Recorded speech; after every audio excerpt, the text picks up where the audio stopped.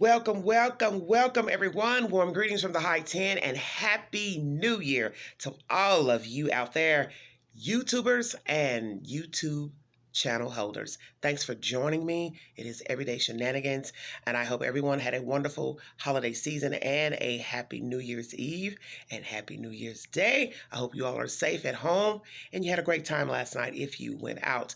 I want to start the new year off with talking about a subject that many of you have heard about. Some people are participating in it, and I have delved in it myself, and it is a wicked and a very tricky game. It is called online dating. Yes, this is for the ladies and the gentlemen as well.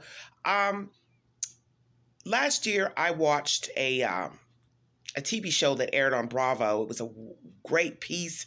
I'm telling you, I was all into it. If I was at the movies, honey, they would have put me out of there because I was talking to myself and like, no, stop, don't do that. It's that crazy. Online dating has been around for a couple of years. It is a new way to meet and greet. There are people out here looking for love, searching to date. And then there are also those who are online for mischievous reasons. There are people out there trying to swindle people, use people, manipulate people, even assault people physically, sexually. And I'm going to bring you a story that I saw on Bravo last year called Dirty John. This story is of Dirty John, a man who met a woman. Both are Caucasian, and they met on an online dating app. And the story goes kind of like this. This information I'm bringing to you is by Vulture. If you need verification for the storyline, please log on to their site. Okay.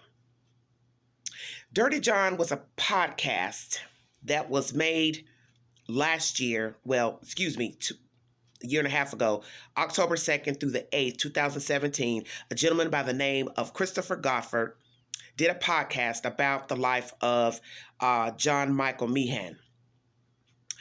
This was sponsored by the LA Times and LA Times articles about the podcast. So if you need to find the podcast, you can go online to find this podcast by Christopher Goffard about Dirty John. Okay, it starts out like this. I'm going to give you a synopsis of the two said people who met each other, dated, married, and then I'm going to go on with my commentary from there. This story, Dirty John, is about a gentleman by the name of John Michael Meehan. He was 55 years of age when he met Miss Deborah Newell, who was 59 years of age. John Michael Meehan grew up in San Jose, California. He had two sisters and one brother. He was a very smart kid. He was deemed very smart.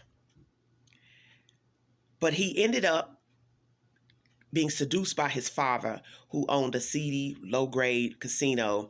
And the father hung around scam artists, not so nice people, and he groomed his son into grifting and manipulation. John Meehan married a lady by the name of Tanya Sales, and they met in her mid-20s. She was a nurse. She financially supported John while he attended nursing school to become an anesthesiast. They had two kids. He had an affair. He became addicted to pills, and that was his downfall. And he also was caught stealing from the patients at the hospital where he worked. So their marriage naturally went downhill because of the things that she learned about him. And he had an extensive criminal record.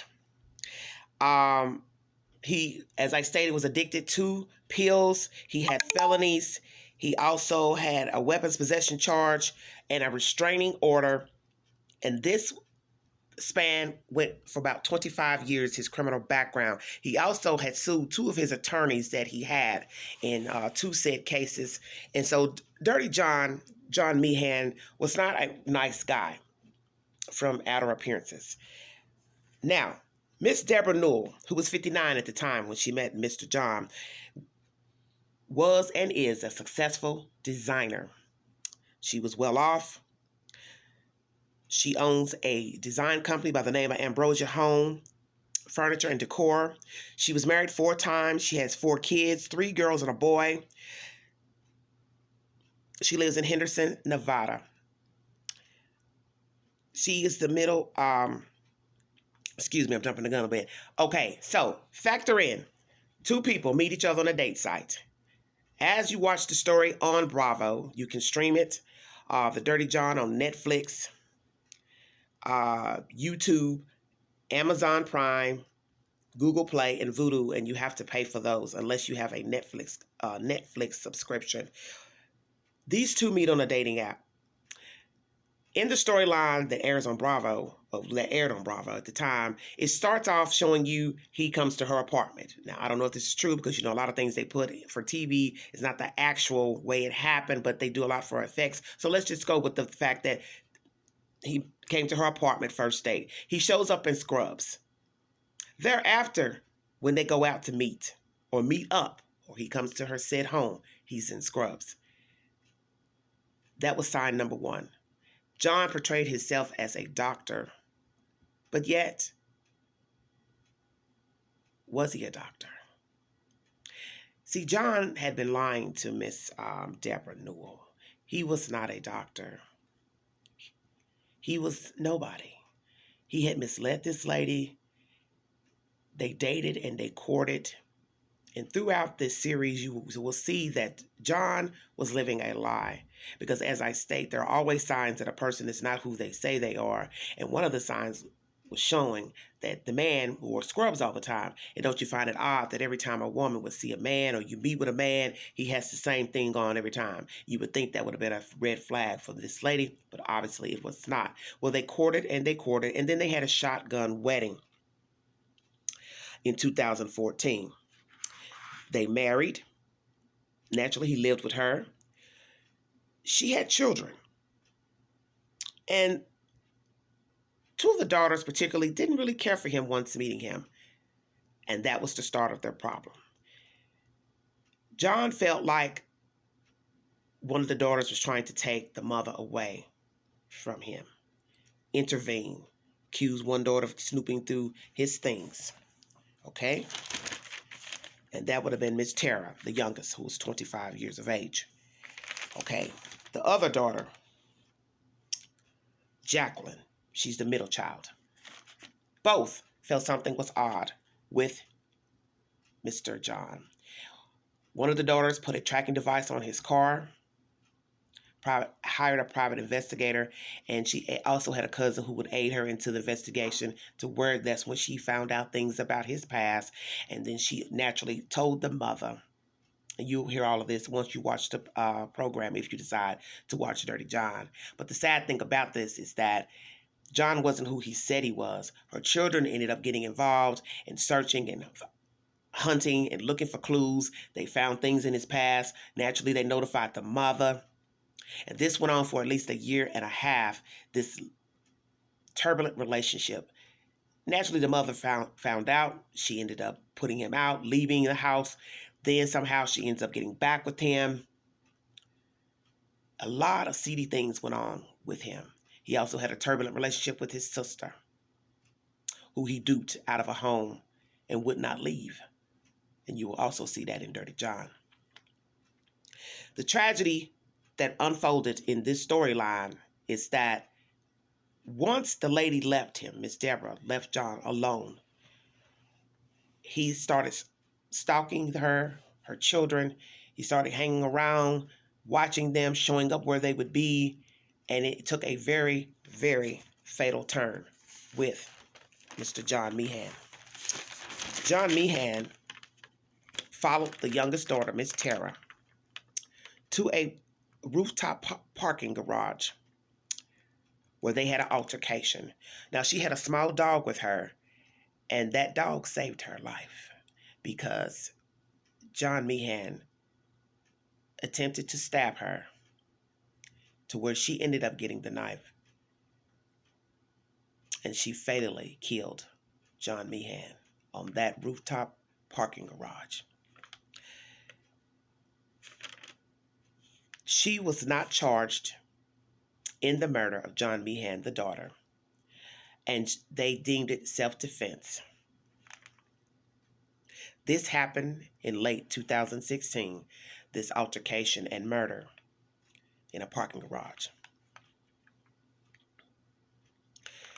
The moral of the story is that had the mother, Miss Deborah, heeded the warning signs of John, this situation would have never transpired, because luckily that girl was able, her daughter was able to wrestle the knife, get the knife from him, because from my understanding in the series, he dropped the knife and she was able to grab it and she stabbed him to death.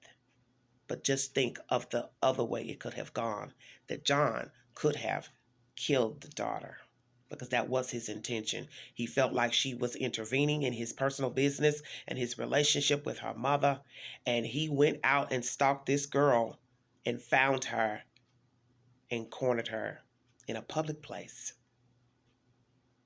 So you see, you do not know people. It does not matter where you meet them. It does not matter if you meet them online, if you meet them through a social media app, be it Snapchat, Twitter, Instagram.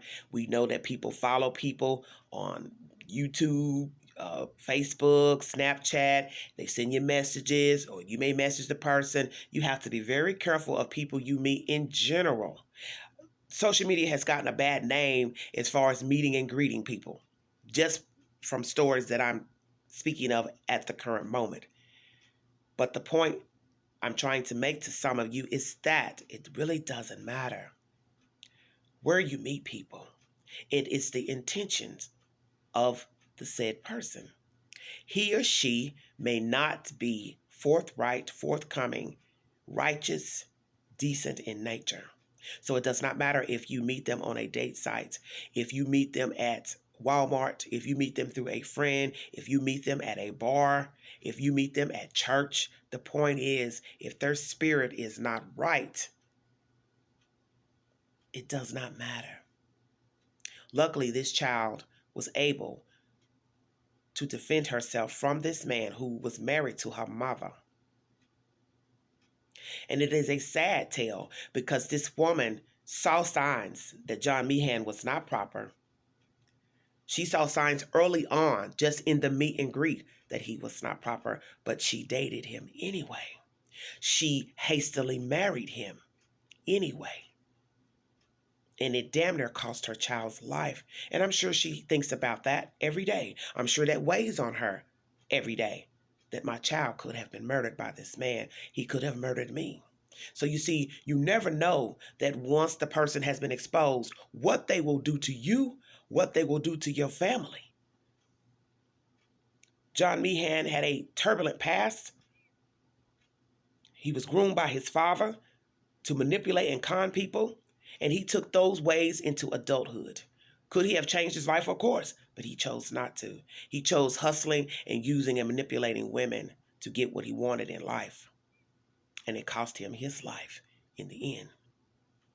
This is my message to all of you who are out here that are single and trying to date people, be it through a dating app, social media, or however, to please be mindful of the people that you take part with, people who you talk to on the phone, sharing your personal business with strangers, because you see, you do not know people, and you have people who are vigilant in hunting. And I use the word hunting because some people are doing that. They are out here hunting women and men too, through dating apps, non-dating apps, non-traditional ways, traditional ways, to use and manipulate people, to rob them of their happiness, cause friction with their family, friends, try to keep them away from other people. Yes, we have people that are just that sick. And this story mesmerized me. I'm telling you, please watch the series. It aired on Bravo. You can watch it on Netflix if you are a Netflix subscriber. You can also pay for it through YouTube. It is a riveting tale of online dating gone horribly wrong. And it is happening every day, that people are meeting and greeting people through dating apps. And they are finding out that these people that they have met are not the people that they say they are. And I say to any of you, whether you're a man or a woman, be very leery of people in general, because you don't know who you're talking to. And if they cannot meet you in a public place, if they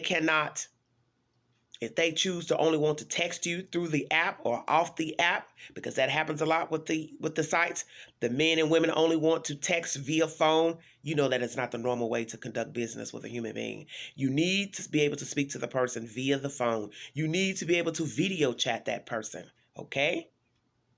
It's not enough to just look at a picture and say, oh, that's him, that's her, and believe that that is that person. Because you have foreigners who are scamming women and men alike, pretending to be other people, using photos and photographs of unsuspecting victims. So if you can't meet them in public, they can't verify themselves through a video chat or a video chat app such as WhatsApp, IMO, Google, Duo. You all see where I'm going. iPhone, of course, has its own installment of video chatting. Leave them alone. Leave them alone. And you already know the rule of people asking you for money up front. Hell no. Cash App. Hell no. These are the signs you need to look out for when trying to meet and greet or date people on dating apps. The signs are always there. If anyone is trying to get money from you, cannot meet you, cannot speak with you via phone where you can see who they are, they don't want to meet in public, they're asking for money, they're asking for personal information to send money, they're asking for personal information from your bank account, all of that. All red flags, cut it loose, block them, and move on. I want to thank you all so very much. But before I go, I want those who want to watch, let you all know that tomorrow on Lifetime, The Reckoning will be airing. And these are women who've had involvement with Robert Sylvester Kelly, a.k.a. R. Kelly. And it airs at 9 p.m. tomorrow, Thursday, January 2nd, 2020. Dominique Gardner, one of the young women who was along for the ride with Mr. Kelly and lived with Mr. R. Kelly, she will be in this installment of The Reckoning. It airs 9 p.m. tomorrow on Thursday, and it will finish off on Saturday.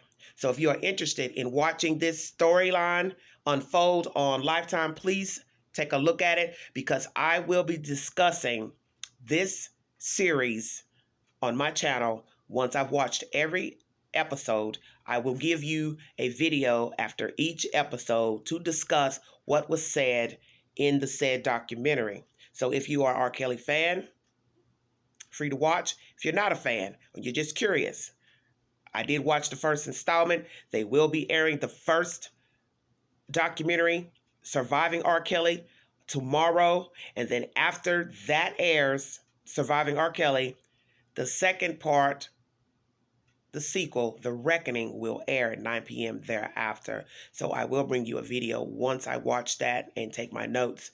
I want to wish all of you a happy new year. I want you all to be mindful of the children and be mindful of your friends and family. I want you all to be very careful out here. We have very evil-spirited people who care nothing about life. And I want you all, to, as I state, just to be mindful of your surroundings, be mindful of the children, the little ones. I want to thank you for those who have joined me on this ride on YouTube. I will be bringing you new topics weekly to discuss on here. And as I state, you are free to drop your suggestions below in the comment box of anything that you would like to talk about. All subject matter will be received. That is my platform on YouTube, is to talk about various subject matter. And I thank you all for joining me, and I hope you continue to join the ride with me in this new year of 2020. I'm checking out of here. Happy New Year, YouTubers, YouTube channel holders. I'll talk to you guys later. Thanks a lot. Bye-bye.